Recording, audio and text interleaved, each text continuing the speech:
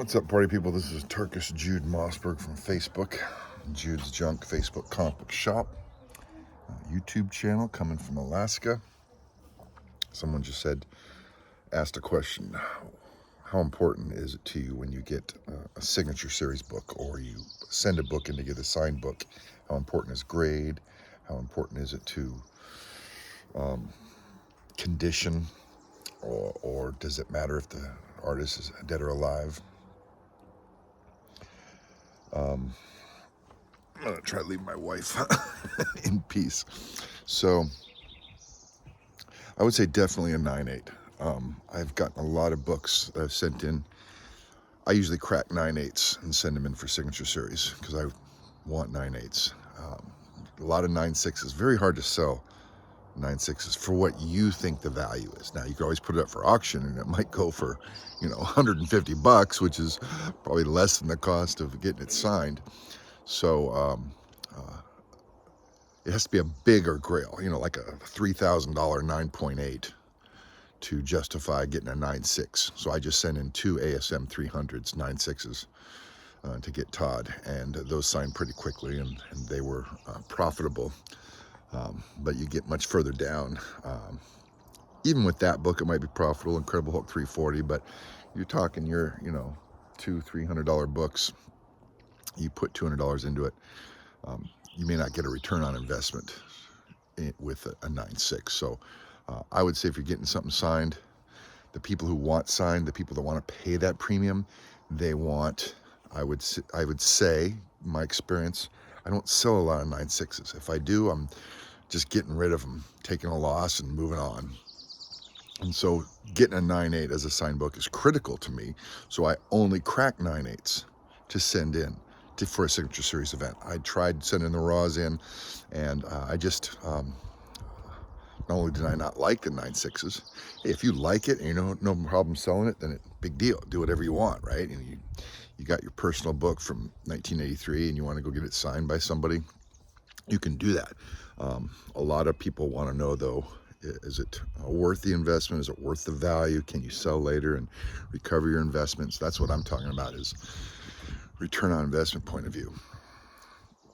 Now, get into books that are non-keys, okay? Would you say that everything of ASM 100 and under is a key?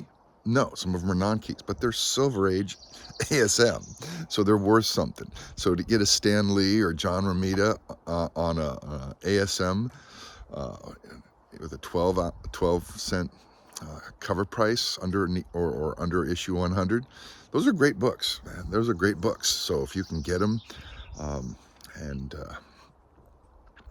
obviously not getting them signed by Stan Lee or John Romita, but you might be buying them. So I'm not trying to get a 9.8 signed in that old stuff. Those are very, very expensive, very, very rare.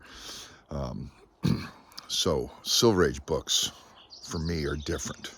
A lot of things started in the early 70s with bagging and boarding and taking care of them. So you're going to see a lot of Bronze Age 9.8s that are not ultra thousands of dollars expensive. You get into the 60s and you're going to see 9.8s that are thousands of dollars, expensive, because it just wasn't a thing in the 60s. Back then they were putting holes in them and putting them in a binder, or cutting the edges and putting them in a book or something, So Bronze Age and up, 70s, 80s, 90s, I only collect a 9.8s, and I've just send in 9.8s to get signed, even Bronze Age, early 70s. So you get in the 60s, it's a whole different deal. And when you're in the 60s, you're usually talking about the original signatures that you're, Stan Lee, Ditka, John Romita, the big guys. But anyways, hopefully that helps. I was trying to remember the question without toggling back to it to give you more input. But anything in the 80s and 90s, it's the difference between what you're sending in to get signed, what you're paying for, non-keys. I've been getting this argument with people about what a key is. Incredible Hulk 340 was a non-key until it was a key. Batman 423 was a non-key until it was a key. Punch 12 was a non-key until it became a key. So over time, a cover might grow on people, and then people discover it. Like they discovered Punch 12 in the last 10 years, and they're like, oh my gosh, I have to have that, you know. Certain books have just really blown up because they've just discovered it in the last 10, 20 years, and everybody wants to grab that book because they just love that cover. So maybe artistic tastes change over time, and certain covers are more attractive now than they were maybe 20 years ago. And so when you say a non-key, I always tease people when I talk about like Alpha Flight, you know, 21 or Wolverine 21 or 23. People are like, man, Wolverine 23 is not getting a good rap today. You know, good characters, good stories, 80s, not a major key, not even a minor key. I would only get a 9/8 sign with those. And with those, you're typically looking for, oh my goodness, that whole board just cracked. This is my mom's house up in Alaska. Ouch.